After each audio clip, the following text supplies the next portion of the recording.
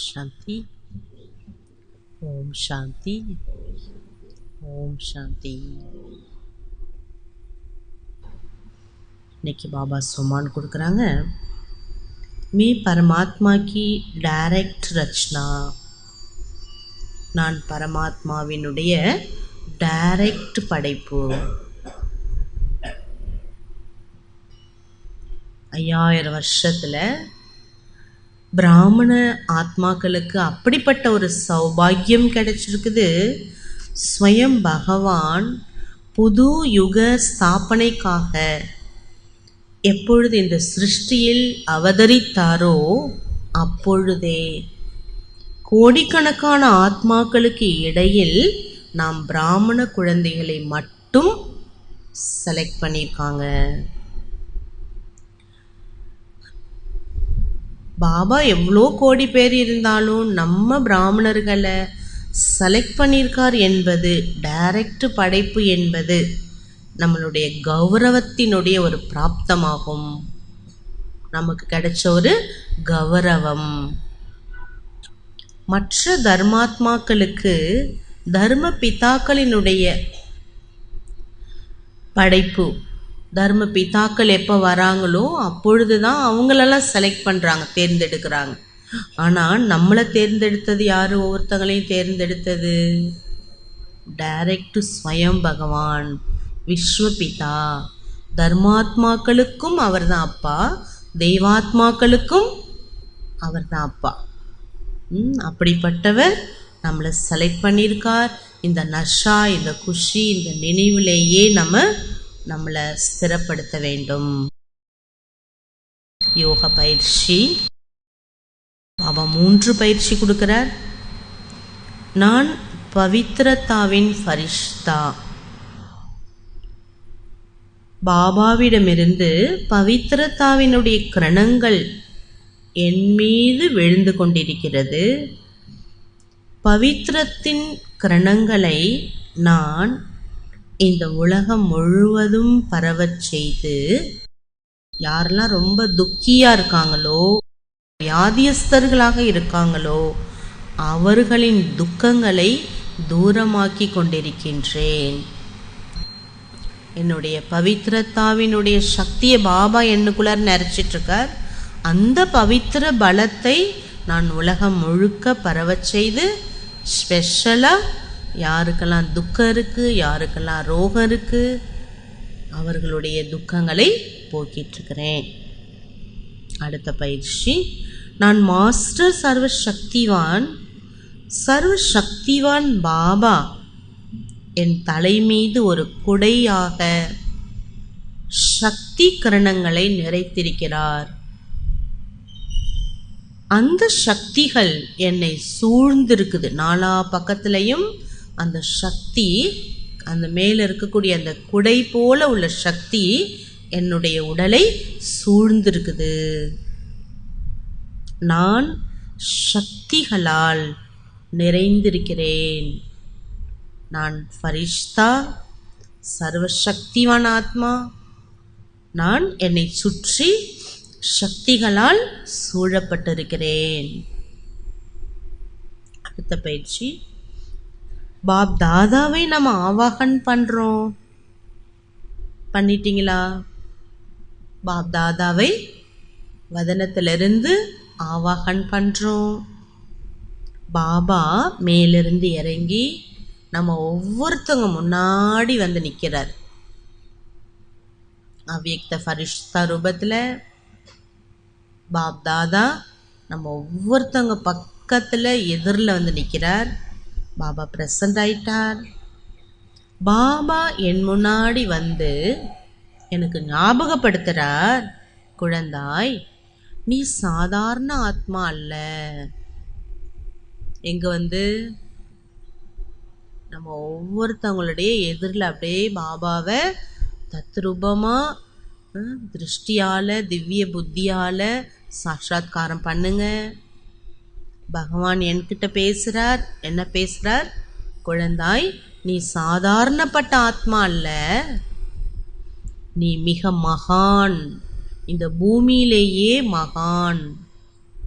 பூர்வஜ் மூதாதையர், அநேக பேருக்கு வழிகாட்டி.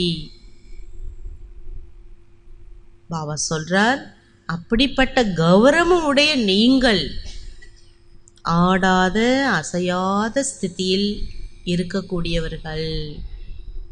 ஒருவேளை உங்களுக்குள் கொஞ்சம் ஏதாவது குழப்பமோ அல்ல ஏதாவது டிஸ்டர்பன்ஸ் வந்தால் உலகத்தோட நிலைமை என்னாகும் அப்படின்னு பாப்தாதா நம்ம எதிரில் சொல்கிறார். நம்மளை பார்த்து சொல்கிறார், திருஷ்டி கொடுத்துட்டே சொல்கிறார்.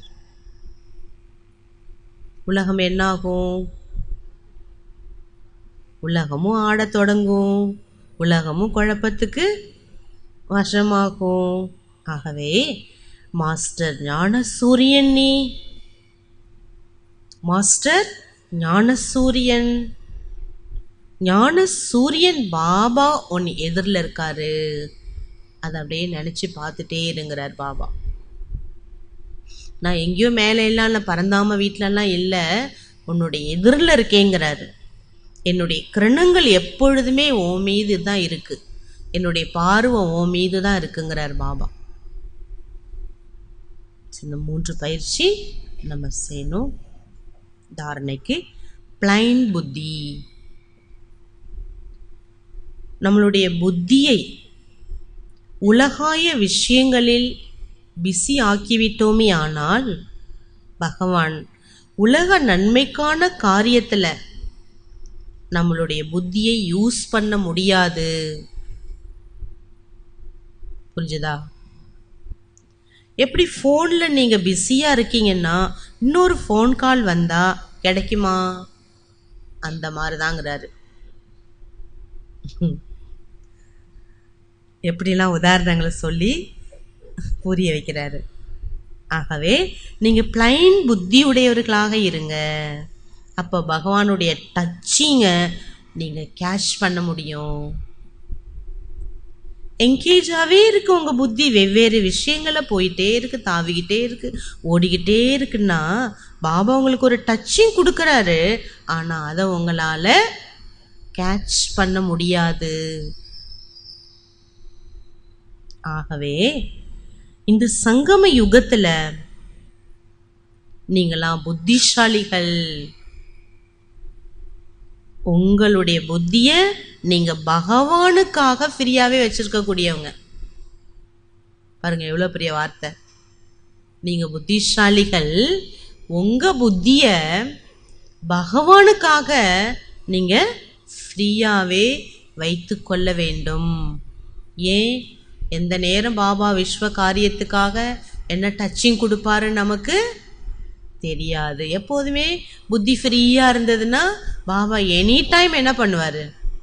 நம் மூலமாக காரியத்தை செய்ய வச்சுப்பார். ஏன்னா அவருடைய கருவிகள் நம்ம இன்ஸ்ட்ருமெண்ட். அப்போ நம்ம இன்ஸ்ட்ருமெண்ட்டை அவர் யூஸ் பண்ணுறதுக்கு தகுதியாக இருக்கணும். சிந்தனைக்கு பிளைன் புத்தின்னு அர்த்தம் என்ன? அதை பற்றி சிந்திக்கணும். நம்ம பிளைன் புத்தி ஆக்கிறதுக்கு, பிளைன் புத்தியாக இருக்கிறதுனால என்னென்னலாம் ஃபாய்தா, நன்மைகள், எப்படி புத்தியை பிளைனாக வச்சுக்கும்போது பாபாவோட டச்சிங் என்னென்னலாம் கிடைக்கும், பாபா என்ன மாதிரி விஷயங்களெல்லாம் நமக்கு டச்சிங் கொடுத்துட்டே இருப்பார். அந்த டச்சிங்கை நம்ம கேட்ச் பண்ணி அதை நம்ம பிரயோகப்படுத்துவோம். என்னென்னலாம் பாபாவோட டச்சிங் நமக்கு கிடைக்கும். பிரியமான சாதக குழந்தைகளே, நீங்க சம்பன்னம் ஆகணும். உலக பரிவர்த்தனை காரியம் அப்பதான் முடிவு பெறும். உங்களுடைய சம்பன்னத்தாவின் குறைபாடு இருக்கிற காரணத்தினால உலக மாற்றத்திற்கான காரியம் சம்பன்னம் ஆகுவதற்காக தடைப்பட்டுள்ளது. ஆகவே நீங்கள் சம்பன்னம் ஆகணும் என்று பாப்தாதா எதிர்பார்த்து கொண்டிருக்கிறார். உங்களை நீங்க கேளுங்க, எது வரைக்கும் தான் நான் காக்க வைக்க போறேன் பாபாவை? ஏன் என்னால் மாற்றிக்க முடியாதா என்னைய? நான் அவ்வளோ வீக்காக இருக்கேன்னா? என்னையவே என்னை மாற்றிக்க முடியாத அளவுக்கு நான் வீக் சொல்ல, நான் பாபாவோட டைரக்ட் படைப்பு. பாபா என் எதிரில் வந்து எனக்கு வரதான்னு கொடுக்குறார். நான் மறந்த சமானங்களெல்லாம் நினைவூட்டிகிட்டு இருக்காரு. அப்படி இருக்கும்போது நான் அவ்வளோ வீக்காக இருக்கேன்னா என்னை மாற்றிக்க முடியாதா? தன்னைத்தானே கேளுங்க. ஒரு நாள் நீங்கள் மாறியே தீரணும். நான் சொல்லும்போதே மாறிட்டீங்கன்னா சொலையா மார்க்க தட்டிடுவீங்கிறார். இல்லை சூழல் வந்து உங்களை மாற்றிட்டுன்னா நேரத்துக்கு மார்க்கு போயிடும். ஸோ எப்படி ஆகணுங்கிறத நீங்கள் முடிவு பண்ணிக்கோங்க. சாந்தி.